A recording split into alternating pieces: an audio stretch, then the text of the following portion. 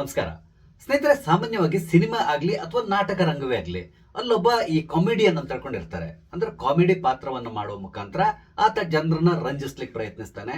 ಹಾಗಾಗಿ ಆತ ಸ್ಕ್ರೀನ್ ನಲ್ಲಿ ಬಂದಾಗ್ಲೋ ಅಥವಾ ಸ್ಟೇಜಿಗೆ ಬಂದಾಗ್ಲೋ ಎಲ್ಲರೂ ಕೂಡ ಗೊಳ್ಳಂತೇಳಿ ನಗ್ತಾರೆ, ತಮ್ಮ ಮನಸ್ಸನ್ನ ಹಗುರ ಮಾಡ್ಕೊಳ್ತಾರೆ. ಅದೇ ರೀತಿಯಾಗಿ ಎಲ್ಲ ರಾಜಕೀಯ ಪಕ್ಷಗಳಲ್ಲಿ ಕೂಡ ಅಷ್ಟೇ ಈ ರೀತಿಯಾದಂತಹ ಕಾಮಿಡಿಯನ್ಸ್ ಗಳು ಇದ್ದೇ ಇರ್ತಾರೆ. ಅವ್ರು ಆಗಾಗ ಮಾತಾಡ್ತಾ ಇರ್ತಾರೆ. ಆ ಮಾತನ್ನ ಕೇಳಿ ಜನರು ಕೂಡ ಒಂದ್ ರೀತಿಯಾಗಿ ಎಂಜಾಯ್ ಮಾಡ್ತಾ ಇರ್ತಾರೆ. ನಮ್ಮ ರಾಜ್ಯದಲ್ಲಿ ಕೂಡ ಕೆಲವು ಕಾಮಿಡಿಯನ್ಗಳಿದ್ದಾರೆ. ಹಾಗೇನೆ ಬೇರೆ ಬೇರೆ ರಾಜ್ಯಗಳಲ್ಲಿ ಬೇರೆ ಬೇರೆ ಪಕ್ಷಗಳಲ್ಲಿ ಬೇರೆ ಬೇರೆ ರೀತಿಯಾದಂತಹ ಕಾಮಿಡಿಯನ್ಗಳಿದ್ದಾರೆ. ನಮ್ಮ ರಾಜ್ಯದ ಒಬ್ಬ ಕಾಮಿಡಿಯನ್ ಇತ್ತೀಚಿನ ದಿನಗಳಲ್ಲಿ ಹೇಳಿರುವಂತಹ ಮಾತು ಮತ್ತು ಆ ಮಾತಿಗೆ ಯೋಗಿ ಆದಿತ್ಯನಾಥ್ ಅವರು ಕೊಟ್ಟಂತಹ ಉತ್ತರ, ಅಂದ್ರೆ ಅವರ ಹೆಸರನ್ನ ನೇರವಾಗಿ ಹೇಳ್ಕೊಂಡಿಲ್ಲ, ಆದ್ರೆ ಟೋಟಲ್ ಆಗಿ ಅವರ ಪಕ್ಷ ಏನಿದೆ ಆ ಪಕ್ಷದವರು ಮಾಡಿರುವಂತಹ ಅಪಾದನೆಗೆ ಕೊಟ್ಟಿರುವಂತಹ ನೇರವಾದಂತಹ ಉತ್ತರ ಇದೆಯಲ್ಲ, ಇದು ಈಗ ಇವರಿಗೆಲ್ಲರಿಗೂ ಕೂಡ ಮುಟ್ಟಿ ನೋಡ್ಕೊಳ್ಳೋ ರೀತಿಯಲ್ಲಿದೆ. ಹಾಗಾದ್ರೆ ನಮ್ಮ ಕಾಮಿಡಿಯನ್ ಹೇಳಿರುವಂತಹ ಮಾತೇನು, ಅದಕ್ಕೆ ಯೋಗಿ ಆದಿತ್ಯನಾಥ್ ಕೊಟ್ಟಂತ ಉತ್ತರ ಯಾವ ರೀತಿ ಇತ್ತು, ಇದಕ್ಕೆ ಸಂಬಂಧಪಟ್ಟಂತೆ ನಿಮ್ ಜೊತೆ ಮಾತಾಡ್ತಾ ಇದ್ದೇನೆ. ಸ್ನೇಹಿತರೆ, ನಿಮ್ಮೆಲ್ಲರನ್ನು ಕಾಫಿ ಅಂತ ಡಿಜಿಟಲ್ ಚಾನಲ್ಗೆ ಸ್ವಾಗತಿಸ್ತಾ ಇದ್ದೇನೆ. ಸ್ನೇಹಿತರೆ, ಸಾಮಾನ್ಯವಾಗಿ ಏನಾಗ್ತದೆ ಅಂದ್ರೆ ಸಿನಿಮಾ ಆಗ್ಲಿ ಅಥವಾ ನಾಟಕ ಆಗ್ಲಿ ಅಥವಾ ನಾನು ಕರಾವಳಿ ಭಾಗದನ್ನು ಯಕ್ಷಗಾನ ಬೇಕಾದ್ರೂ ಆಗ್ಲಿ, ಎಲ್ಲದರಲ್ಲೂ ಕೂಡ ಅಷ್ಟೇ ಈ ಕಾಮಿಡಿಯನ್ಸ್ ಗಳು ಇಲ್ಲ ಅಂತ ಹೇಳಿದ್ರೆ ಅದೇನೋ ಒಂದ್ ರೀತಿ ಸಪ್ಪೆ ಅನಿಸ್ತಾ ಇರ್ತದೆ. ಅದು ಆ ಕ್ಷೇತ್ರಗಳಿಗೆ ಸಂಬಂಧಪಟ್ಟಿದ್ದಾದ್ರೆ ಈ ರಾಜಕೀಯ ರಂಗದಲ್ಲೂ ಕೂಡ ಅಷ್ಟೇ ಕೆಲವರು ಕಾಮಿಡಿಯನ್ಸ್ ಗಳು ಇದ್ದೇ ಇರ್ತಾರೆ. ಅವರು ಆಗಾಗ ಬಾಯಿ ಬಂದಾಗ ಮಾತಾಡ್ತಾರೆ. ಬಾಯಿ ಬಂದ ಮಾತಾಡಿದ ಮೇಲೆ ಅದರಿಂದಾಗಿ ಅವರು ಪೇಚಿಗೆ ಸಿಲಕ್ ಹಾಕೊಳ್ತಾರೆ, ಜೊತೆಗೆ ಒಂದಿಷ್ಟು ಟ್ರೋಲ್ ಕೂಡ ಆಗ್ತಾರೆ. ಹಾಗಾಗಿ ಅವ್ರನ್ನ ನೋಡಿದಾಗ ಎಲ್ಲ ನಗಾಡ್ಲಿಕ್ಕೆ ಶುರು ಮಾಡ್ತಾರೆ. ಅದೇ ರೀತಿಯಾದಂತಹ ಪರಿಸ್ಥಿತಿ ನಮ್ಮ ರಾಜ್ಯದಲ್ಲಿ ಒಂದು 2-3 ಜನ ಇದ್ದಾರೆ, ಅವ್ರದ್ದಾಗಿದೆ ಅಂತ ಹೇಳ್ಬಹುದು. ಅದರಲ್ಲಿ ಪ್ರಮುಖವಾಗಿ ಕರ್ನಾಟಕ ಕಾಂಗ್ರೆಸ್ ಪಕ್ಷದಲ್ಲಿ ಒಂದು 2-3 ಜನ ಕಾಮಿಡಿಯನ್ಗಳಿದ್ದಾರೆ. ಅದರಲ್ಲಿ ಟಾಪ್ ಅಲ್ಲಿ ಇರುವಂತಹ ವ್ಯಕ್ತಿ ಯಾರು ಕೇಳಿದ್ರೆ, ಪ್ರಥಮ ಬಾರಿಗೆ MLA ಆಗಿರುವಂತಹ ಪ್ರದೀಪ್ ಈಶ್ವರ್ ಅವರು. ನಿಮ್ಗೆ ಗೊತ್ತಿದೆ ಅವ್ರು ಯಾವ ರೀತಿಯಾಗಿ ಭಾಷಣಗಳನ್ನ ಮಾಡ್ತಾರೆ. ಅವರೇ ಹೇಳ್ಕೊಳ್ಳುವ ಹಾಗೆ ಅವರು ಮೋಟಿವೇಶನಲ್ ಸ್ಪೀಕರ್. ಅವ್ರು ಯಾವ ರೀತಿ ಜನರನ್ನ ಮೋಟಿವೇಟ್ ಮಾಡ್ತಾರೆ ಅಂತ ಹೇಳಿದ್ರೆ, ಪ್ರದೀಪ್ ಈಶ್ವರ್ ಉಪಯೋಗಿಸುವಂತಹ ಕೆಲವೊಂದು ಶಬ್ದಗಳನ್ನ ಅವ್ರ ಹೊರಗಡೆ ಎಲ್ಲಿಯಾದ್ರೂ ಉಪಯೋಗಿಸಿದ್ರೆ ಅವರಿಗೆ ಚಪ್ಪಲಿಯಲ್ಲಿ ಹಿಡ್ಕೊಂಡು ಹೊಡಿತಾರೆ. ಆ ರೀತಿಯಾದಂತಹ ಮಾತುಗಳನ್ನ ಇವ್ರು ಹೇಳ್ತಾರೆ. ನಾನು ಪ್ರತ್ಯಕ್ಷ ಅವರ ಯಾವುದೇ ಈ ಮೋಟಿವೇಶನಲ್ ಸ್ಪೀಚ್ ಅನ್ನು ನೋಡಿಲ್ಲ, ಕೆಲವೊಂದು ವಿಡಿಯೋಗಳನ್ನು ನೋಡಿದ್ದೇನೆ. ಹಾಗೇನೆ ಅವರು ರಾಜಕಾರಣಿ ಆದ್ಮೇಲೆ ಅವರು ಆಗಾಗ ಮಾಡ್ತಿರುವಂತಹ ಭಾಷಣಗಳನ್ನು ನೋಡಿದ್ದೇನೆ. ಇತ್ತೀಚೆಗೆ ಯಾವುದೋ ಒಂದು ವಿಡಿಯೋವನ್ನು ಕೂಡ ನೋಡಿದ್ದೇನೆ. ಆ ವಿಡಿಯೋದಲ್ಲಿ ಅಲ್ಲಿ ಯಾರು ಇವರು ವಿರುದ್ಧವಾಗಿ ಏನೋ ಹೇಳಿದ್ರು, ಅದಕ್ಕಾಗಿ ಅವರಿಗೆ ಅಪ್ಪ ಅಮ್ಮ ಅಂತ ಹೇಳ್ಕೊಂಡು ಮಾತಾಡ್ತಾ ಇದ್ದದನ್ನ ಕೂಡ ನಾನು ನೋಡಿದ್ದೇನೆ. ಅಂದ್ರೆ ಇವರ ಮೆಂಟಾಲಿಟಿ ಯಾವ ರೀತಿ ಇರ್ತದೆ ಅನ್ನೋದನ್ನು ನೀವು ಅರ್ಥ ಮಾಡ್ಕೋಬಹುದು. ಸಾಮಾನ್ಯವಾಗಿ ಇತ್ತೀಚಿನ ದಿನಗಳಲ್ಲಿ ಪ್ರದೀಪ್ ಈಶ್ವರ್ ಅವ್ರನ್ನ ಎಲ್ಲರೂ ಕೂಡ ಹುಚ್ಚ ಅಂತ ಕರೀಲಿಕ್ಕೆ ಶುರು ಮಾಡಿದ್ದಾರೆ. ಆ ರೀತಿ ಕರೀಲಿಕ್ಕೆ ಪ್ರಮುಖ ಕಾರಣ ಏನು ಕೇಳಿದ್ರೆ ಅದು ಪ್ರದೀಪ್ ಈಶ್ವರ್ ಅಂತಲೇ ಹೇಳ್ಬೋದು. ಅವ್ರು ಕೊಡ್ತಾ ಇರುವಂತಹ ಅಸಂಬದ್ಧ ಹೇಳಿಕೆಗಳು, ಹಾಗೇನೆ ಯಾರನ್ನೋ ಮೆಚ್ಚಿಸ್ಲಿಕ್ಕಾಗಿ ಏನೇನೋ ಮಾತಾಡಿ ಪೇಚಿ ಸಿಲ್ಕೊಳ್ಳುವಂತಹ ವ್ಯಕ್ತಿ ಈ ಪ್ರದೀಪ್ ಈಶ್ವರ್. ಅವರು ನಂಬರ್ 1 ಪೊಸಿಷನ್ ಅಲ್ಲಿದ್ರೆ, ಇನ್ನೊಬ್ರು ಇದ್ದಾರೆ ನಮ್ಮ ರಾಜ್ಯದಲ್ಲಿ, ಅದು ಪ್ರಿಯಾಂಕ್ ಖರ್ಗೆ. ನಿಮ್ಗೆ ಗೊತ್ತಿದೆ, ಸಾಮಾನ್ಯವಾಗಿ ಪ್ರಿಯಾಂಕ್ ಖರ್ಗೆ ಅವರು ಪ್ರತಿದಿನ ಒಂದಲ್ಲ ಒಂದು ಹೇಳಿಕೆಗಳನ್ನು ಕೊಟ್ಕೊಂಡು ಸದಾ ಸುದ್ದಿಯಲ್ಲಿರುವಂತಹ ವ್ಯಕ್ತಿ. ಕೆಲವರು ನನಗೆ ಬೈತಾರೆ, ಪ್ರಿಯಾಂಕ್ ಖರ್ಗೆ ಬಗ್ಗೆ ಯಾಕೆ ಪ್ರತಿದಿನ ಹೇಳ್ತೀರಾ ಅಂತ ಹೇಳಿ. ಆದ್ರೆ ಪ್ರತಿದಿನ ಸುದ್ದಿಯಲ್ಲಿರುವಂತಹ ವ್ಯಕ್ತಿ ಬಗ್ಗೆ ನಾವು ಮಾತಾಡ್ಬೇಕಾಗಿ ಬರ್ತದೆ. ಹಾಗಾಗಿ ಪುನಃ ಇಲ್ಲಿ ಪ್ರಿಯಾಂಕ್ ಖರ್ಗೆ ಅವ್ರ ಬಗ್ಗೆ ನಾನು ಮಾತಾಡ್ಬೇಕಾಗಿ ಬರ್ತಾ ಇದೆ. ಪ್ರಿಯಾಂಕ್ ಖರ್ಗೆ ಅವರು ಕೂಡ ಅಷ್ಟೇ ಇತ್ತೀಚಿನ ದಿನಗಳಲ್ಲಿ ಒಂದ್ ಸ್ವಲ್ಪ ಕಾಮಿಡಿಯನ್ ಅನ್ಸ್ಕೊಂಡ್ಬಿಟ್ಟಿದ್ದಾರೆ. ಅವರು ಇತ್ತೀಚೆಗೆ ರಾಮ ಮಂದಿರದಲ್ಲಿ ನಡೆದಂತಹ ಈ ಕಳ್ಳತನದ ವಿಷಯಕ್ಕೆ ಸಂಬಂಧಪಟ್ಟಂತೆ ಮಾತಾಡ್ತಾ ಇದ್ರು. ಸಾಮಾನ್ಯವಾಗಿ ಪ್ರಿಯಾಂಕ್ ಖರ್ಗೆ ಅವರು ಇತ್ತೀಚಿನ ದಿನಗಳಲ್ಲಿ ಸ್ವಲ್ಪ ದೊಡ್ಡವ್ರ ಬಗ್ಗೆ ಮಾತಾಡ್ತಾರೆ. ಯಾವಾಗ್ಲೂ ಅವರು ಮೋದಿಯನ್ನ ಪ್ರಶ್ನೆ ಮಾಡ್ತಾ ಇರ್ತಾರೆ. ಮೋದಿ ಹಾಗೆ, ಮೋದಿ ಹೀಗೆ, ಮೋದಿ ಇದನ್ನ ಯಾಕೆ ಮಾಡಿಲ್ಲ, ಮೋದಿ ಅದನ್ನ ಯಾಕೆ ಮಾಡಿಲ್ಲ, ಈ ರೀತಿಯಾಗಿ ಪ್ರಶ್ನೆ ಮಾಡ್ತಾ ಇರ್ತಾರೆ. ಅವ್ರಿಗೆ ಕೂಡ ತುಂಬಾ ಚೆನ್ನಾಗಿ ಗೊತ್ತಿದೆ, ನಾನು ದೊಡ್ಡವ್ರನ್ನ ಪ್ರಶ್ನೆ ಮಾಡಿದ್ರೆ ನಾನು ದೊಡ್ಡ ಮಟ್ಟದಲ್ಲಿ ಬೆಳಿಬಹುದು ಅಂತಕೊಂಡು. ಅದಕ್ಕಾಗಿ ಸಾಮಾನ್ಯವಾಗಿ ಅವರು ದೊಡ್ಡವ್ರನ್ನೇ ಪ್ರಶ್ನೆ ಮಾಡ್ತಾ ಇರ್ತಾರೆ. ನೀವು ನೋಡಿದ್ದೀರಾ, ಇತ್ತೀಚೆಗೆ ಮೋಹನ್ ಭಾಗವತ್ ಅವರಿಗೂ ಕೂಡ ಒಂದು ಪತ್ರವನ್ನು ಬರೆದಿದ್ದಾರೆ. ಆ ಮೂಲಕ ತಾನು ದೊಡ್ಡ ವ್ಯಕ್ತಿಗಳನ್ನ ಟಾರ್ಗೆಟ್ ಮಾಡ್ಕೊಂಡಿದ್ದೇನೆ ಅಂತ ಹೇಳ್ಕೊಂಡು ಕಾಂಗ್ರೆಸ್ ವಲಯದಲ್ಲಿ ಗುರುತಿಸಿಕೊಳ್ಳಿಕ್ ಪ್ರಯತ್ನಿಸ್ತಾ ಇದ್ದಾರೆ. ಇಂತಹ ಪ್ರಿಯಾಂಕ್ ಖರ್ಗೆ ಅವರು ರಾಮ ಮಂದಿರದ ಬಗ್ಗೆ ಮಾತಾಡುವಾಗ ಮೋದಿ ಅವ್ರನ್ನ ಪ್ರಶ್ನೆ ಮಾಡಿದ್ರು. ಮೋದಿ ಸಾಮಾನ್ಯವಾಗಿ ಮನ್ ಕಿ ಬಾತ್ ಅಂತೇಳಿ ಮಾತಾಡ್ತಾರಲ್ಲ, ಆ ಮನ್ ಕಿ ಬಾತ್ ನಲ್ಲಿ ಬೇರೆ ಎಲ್ಲ ವಿಷಯಗಳನ್ನ ಮಾತಾಡ್ತಾರೆ ಅವರು. ಆದ್ರೆ ಈ ಬಾರಿ ರಾಮ ಮಂದಿರದಲ್ಲಿ ನಡೆದಂತಹ ಈ ಕಳ್ಳತನದ ಬಗ್ಗೆ ಏನಾದ್ರೂ ಹೇಳಿಕೆಗಳನ್ನು ಕೊಡ್ತಾರಾ, ಈ ರೀತಿಯಾಗಿ ಪ್ರಶ್ನೆಯನ್ನ ಮಾಡಿದ್ದಾರೆ. ಹಾಗೇನೆ ಇನ್ನು ಕೆಲವು ವಿಷಯಗಳನ್ನ ಹೇಳಿದ್ದಾರೆ. ಪಾಕಿಸ್ತಾನದ ಬಗ್ಗೆ ಮಾತಾಡ್ತಾರೆ ಅಥವಾ ಬೇರೆ ವಿಷಯಗಳ ಬಗ್ಗೆ ಮಾತಾಡ್ತಾರೆ. ಆದ್ರೆ ತಪ್ಪಿ ಕೂಡ ಅವರು ರಾಮ ಮಂದಿರದಲ್ಲಿ ನಡೆದಿರುವಂತಹ ಈ ಒಂದು ಪ್ರಕರಣದ ಬಗ್ಗೆ ಮಾತಾಡೋದಿಲ್ಲ. ಈ ರೀತಿಯಾಗಿ ಮೋದಿ ಅವರನ್ನ ಪ್ರಶ್ನೆ ಮಾಡಿದ್ದಾರೆ.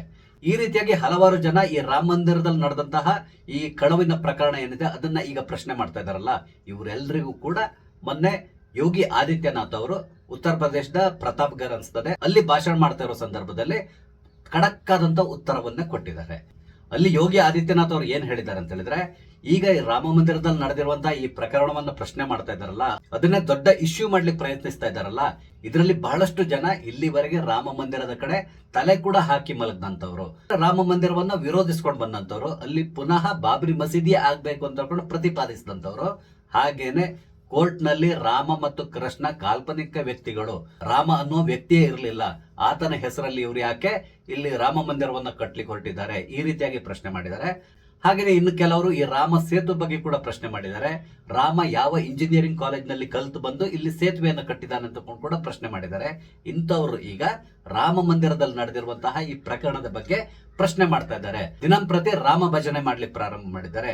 ಇವರಿಗೆ ಈ ರೀತಿಯಾಗಿ ಪ್ರಶ್ನೆ ಮಾಡುವಂತಹ ಯಾವುದೇ ನೈತಿಕ ಹಕ್ಕಿಲ್ಲ ಅಂತ ಹೇಳಿದ್ದಾರೆ.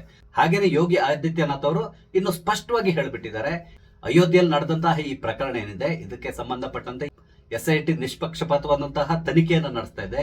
ಇದರಲ್ಲಿ ಯಾರೆಲ್ಲ ಇನ್ವಾಲ್ವ್ ಆಗಿದಾರೋ ಅವರೆಲ್ಲರನ್ನು ಕೂಡ ಈಗಾಗಲೇ ಹಿಡಿದು ಜೈಲಿಗೆ ಕಳಿಸಲಾಗಿದೆ. ಮುಂದೆ ಕೂಡ ಇನ್ನೊಂದಿಷ್ಟು ಬಂಧನ ನಡೆಯುವಂತ ಸಾಧ್ಯತೆಗಳಿದೆ. ಯಾಕಂದ್ರೆ ಸಂಪೂರ್ಣವಾಗಿ ನಾವು ತನಿಖೆಯನ್ನು ನಡೆಸ್ತಾ ಇದ್ದೇವೆ. SIT ಅತ್ಯಂತ ದಕ್ಷತೆಯಿಂದ ಕೆಲಸ ಮಾಡ್ತಾ ಇದೆ. ಹಾಗಾಗಿ ಈ ವಿಷಯದಲ್ಲಿ ಹಿಂದೂಗಳು ಯಾರು ಕೂಡ ತಲೆ ಬಿಸಿ ಮಾಡ್ಕೋಬೇಕಾಗಿಲ್ಲ. ದೇಣಿಗೆ ಹಣ ಕಳುವಾಗಿದೆ, ಅದನ್ನ ನಾವು ಒಪ್ಕೊಳ್ತೇವೆ. ಆದ್ರೆ ಆ ಹಣವನ್ನ ಕದ್ದವರು ಎಷ್ಟೇ ದೊಡ್ಡ ವ್ಯಕ್ತಿ ಆಗಿರ್ಲಿ ಅವರನ್ನ ಬಿಡುವಂತಹ ಪ್ರಶ್ನೆ ಇಲ್ಲ. ಯಾಕಂದ್ರೆ ಇವರೆಲ್ಲರೂ ಕೂಡ ಹಿಂದೂಗಳ ಭಾವನೆಗೆ ಘಾಸಿಯನ್ನುಂಟು ಮಾಡಿದ್ದಾರೆ. ಆದ್ರಿಂದ ಇವ್ರನ್ನ ಬಿಡುವಂತ ಪ್ರಶ್ನೆ ಇಲ್ಲ ಅಂತ ಖಡಕ್ ಆಗಿ ಉತ್ತರ ಕೊಟ್ಟಿದ್ದಾರೆ. ಅದ್ರ ಜೊತೆ ಇನ್ನೊಂದು ಮಾತನ್ನ ಹೇಳಿದ್ರು. ಈಗ ಕಾಂಗ್ರೆಸ್ ಪಕ್ಷ ಮತ್ತು ಸಮಾಜವಾದಿ ಪಕ್ಷ ಪದೇ ಪದೇ ರಾಮ ಮಂದಿರದಲ್ಲಿ ಚಂದಾ ಚೋರಿ ಆಗಿದೆ ಅಂತ ಪ್ರಪಗಂಡ ಮಾಡ್ತಾ ಇದಾರಲ್ಲ, ಇವರೆಲ್ಲರೂ ಹಿಂದೂಗಳಿಗೆ ದ್ರೋಹ ಮಾಡಿದಂತವ್ರು. ಇವರಿಗೆ ರಾಮ ಮಂದಿರದ ಬಗ್ಗೆ ಮಾತಾಡುವಂತ ಯಾವುದೇ ಹಕ್ಕಿಲ್ಲ ಅಂತ ಕೂಡ ಈ ಭಾಷಣದಲ್ಲಿ ಅವ್ರು ಹೇಳಿದ್ದಾರೆ. ಹಾಗೇನೆ ಯೋಗಿ ಆದಿತ್ಯನಾಥ್ ಈ ಕಾಂಗ್ರೆಸ್ ನಾಯಕರು ಮತ್ತು ಸಮಾಜವಾದಿ ಪಕ್ಷದ ನಾಯಕರನ್ನ ಪ್ರಶ್ನೆ ಮಾಡಿದ್ದಾರೆ.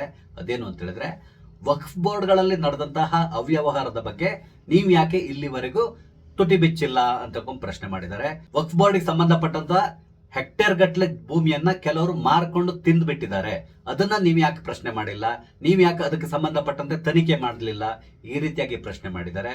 ಅದಲ್ಲದೇನೆ ವಕ್ಫ್ ಬೋರ್ಡ್ಗೆ ಸಂಬಂಧಪಟ್ಟಂತಹ ಈ ಜಾಗಗಳೇನಿದೆ ಅದರಲ್ಲಿ ಅಂಗಡಿಗಳನ್ನ ಕಟ್ಟಿ ಬಡವರಿಗೆ ಜೀವನ ಮಾಡ್ಲಿಕ್ಕೆ ವ್ಯವಸ್ಥೆ ಮಾಡ್ಕೊಡ್ಬೋದಿತ್ತಲ್ಲ, ಅಥವಾ ಅಲ್ಲಿ ಸಮುದಾಯ ಭವನಗಳನ್ನ ನಿರ್ಮಾಣ ಮಾಡಬಹುದಿತ್ತಲ್ಲ, ಅದ್ಯಾವುದನ್ನು ಮಾಡದೇನೆ ಆ ಜಾಗವನ್ನ ಮಾರಿ ಹಣವನ್ನ ನೀವು ತಿಂದು ತೆಗೆದಿದ್ದೀರಾ.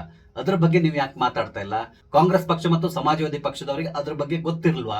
ಎಲ್ಲದೂ ತುಂಬಾ ಚೆನ್ನಾಗಿ ಗೊತ್ತಿದೆ, ಆದ್ರೆ ಅದನ್ನ ಅವರು ಪ್ರಶ್ನೆ ಮಾಡೋದಿಲ್ಲ. ಯಾಕಂತ ಹೇಳಿದ್ರೆ ಈ ಹಗರಣಗಳಲ್ಲಿ ಇನ್ವಾಲ್ವ್ ಆಗಿರೋರೆಲ್ಲರೂ ಕೂಡ ಇದೇ ಪಕ್ಷಕ್ಕೆ ಸಂಬಂಧಪಟ್ಟಂತವ್ರು. ಹಾಗಾಗಿ ಅದನ್ನ ಅವರು ಪ್ರಶ್ನೆ ಮಾಡೋದಿಲ್ಲ. ಈ ರೀತಿಯಾಗಿ ಯೋಗಿ ಆದಿತ್ಯನಾಥ್ ಅವರು ಹೇಳಿದ್ದಾರೆ. ಯೋಗಿ ಆದಿತ್ಯನಾಥ್ ಇಲ್ಲಿ ವಕ್ಫ್ ಬೋರ್ಡ್ ಬಗ್ಗೆ ಏನ್ ಹೇಳಿದಾರೋ ಅದು 100% ಕರೆಕ್ಟ್. ನಿಮ್ಗೆ ಗೊತ್ತಿರಬಹುದು, ಕರ್ನಾಟಕದಲ್ಲಿ ಕೂಡ ಅಷ್ಟೇ ವಕ್ಫ್ ಬೋರ್ಡ್ ನಲ್ಲಿ ದೊಡ್ಡ ದೊಡ್ಡ ಕುಳಗಳು ಬೇಕಷ್ಟು ಹಣವನ್ನ ಲೂಟಿ ಮಾಡಿದ್ದಾರೆ.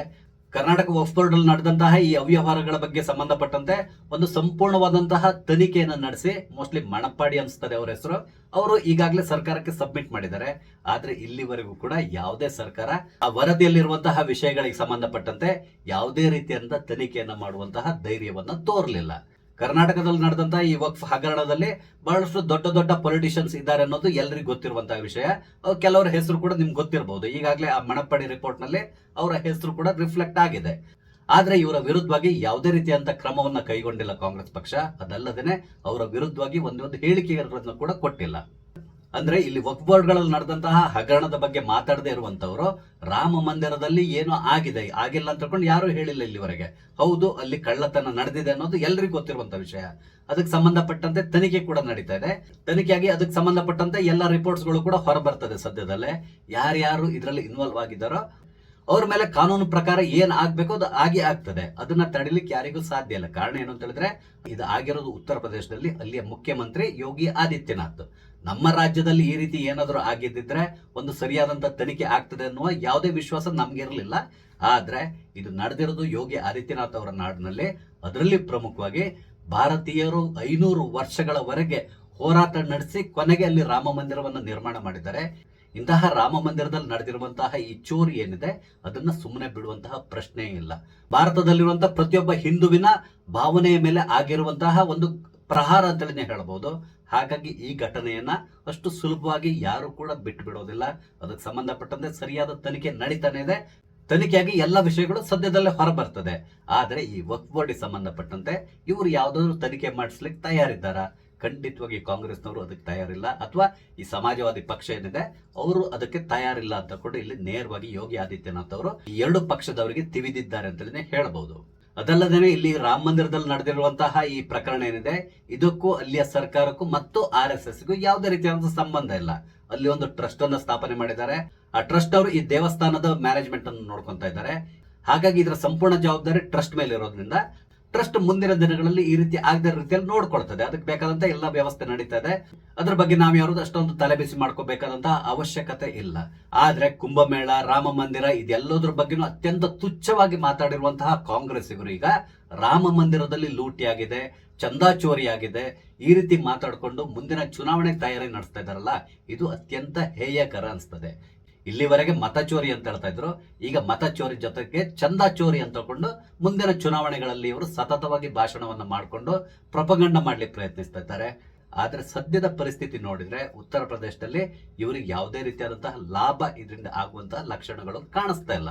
ಯಾವುದಕ್ಕೂ ನಾವು ಸ್ವಲ್ಪ ದಿನ ಕಾದ್ ನೋಡೋಣ. ಈಗಾಗಲೇ ತನಿಖೆ ನಡೀತಾ ಇದೆ. ಈ ತನಿಖೆ ನಡೆದು ಸರಿಯಾದಂತಹ ರಿಪೋರ್ಟ್ ಬಂದೇ ಬರ್ತದೆ. ಆಗ ಎಲ್ಲ ವಿಷಯಗಳು ಕೂಡ ಬಹಿರಂಗ ಆಗ್ತದೆ. ಅದೇನೇ ಇರಲಿ, ನಮ್ಮ ರಾಜ್ಯದಲ್ಲಿರುವಂತಹ ಈ ಕಾಮಿಡಿಯನ್ಸ್ ಇದ್ದಾರಲ್ಲ, ಮುಂದಿನ ದಿನಗಳಲ್ಲಾದ್ರೂ ರಾಜ್ಯಕ್ಕೆ ಸಂಬಂಧಪಟ್ಟಂತ ವಿಷಯಗಳ ಬಗ್ಗೆ ಮಾತಾಡೋ ಮುಖಾಂತರ ರಾಜ್ಯದ ಅಭಿವೃದ್ಧಿಗಾಗಿ ಶ್ರಮಿಸುವುದನ್ನು ಬಿಟ್ಟು ಸುಖ ಸುಮ್ಮನೆ ಮೋದಿ, ಯೋಗಿ, ರಾಮ ಮಂದಿರ ಇದ್ರ ಬಗ್ಗೆ ಮಾತಾಡದೇ ಇರೋದು ಒಳ್ಳೇದು ಅನಿಸ್ತದೆ. ಆದ್ರೆ ಇಲ್ಲಿರುವಂತಹ ಸಮಸ್ಯೆ ಏನಂತ ಹೇಳಿದ್ರೆ, ರಾಜ್ಯದಲ್ಲಿ ಇವರು ಮಾಡಿರುವಂತಹ ಮಹಾನ್ ಕಾರ್ಯಗಳು ಯಾವುದೂ ಕೂಡ ಇಲ್ಲ. ಹಾಗಾಗಿ ಅದನ್ನ ಮರೆಮಾಚಲಿಕ್ಕಾಗಿ ಈಗ ರಾಮ ಮಂದಿರದಲ್ಲಿ ಚೋರಿ ಆಗಿದೆ, ಅಲ್ಲಿ ಹಣವನ್ನ ಕದ್ದಿದ್ದಾರೆ, ಇದಕ್ಕೆ ಸಂಬಂಧಪಟ್ಟಂತೆ ನರೇಂದ್ರ ಮೋದಿ ಅವರು ಯಾಕೆ ಮಾತಾಡ್ತಾ ಇಲ್ಲ, ಈ ರೀತಿಯಾಗಿ ಪ್ರಶ್ನೆ ಮಾಡ್ತಾ ಇದ್ದಾರೆ. ಕೇವಲ ತಮ್ಮ ವೈಫಲ್ಯವನ್ನ ಮುಚ್ಚಲಿಕ್ಕಾಗಿ ಈ ರೀತಿಯಾಗಿ ಬೇರೆ ವಿಷಯಗಳನ್ನ ಇವರು ಎತ್ತಿ ಆಡ್ತಾ ಇದ್ದಾರೆ ಅನಿಸ್ತಾ ಇದೆ. ಸ್ನೇಹಿತರೆ, ಈ ಎಲ್ಲ ವಿಷಯಗಳ ಬಗ್ಗೆ ನಿಮ್ಗೆ ಏನ್ ಅನಿಸ್ತಾ ಇದೆ? ನಿಮ್ಮ ಅನಿಸಿಕೆಗಳನ್ನ ದಯವಿಟ್ಟು ಕಮೆಂಟ್ ಮುಖಾಂತರ ತಿಳಿಸಿ. ಹಾಗೆ ಇಲ್ಲಿ ನಾನು ಹಂಚ್ಕೊಂಡಂತ ವಿಷಯ ಇಷ್ಟ ಆದ್ರೆ ಲೈಕ್ ಮಾಡಿ, ಶೇರ್ ಮಾಡಿ, ದಯವಿಟ್ಟು ನನ್ನ ಚಾನಲ್ ಸಬ್ಸ್ಕ್ರೈಬ್ ಮಾಡಿ. ನಮಸ್ತೆ, ಜೈ ಹಿಂದ್.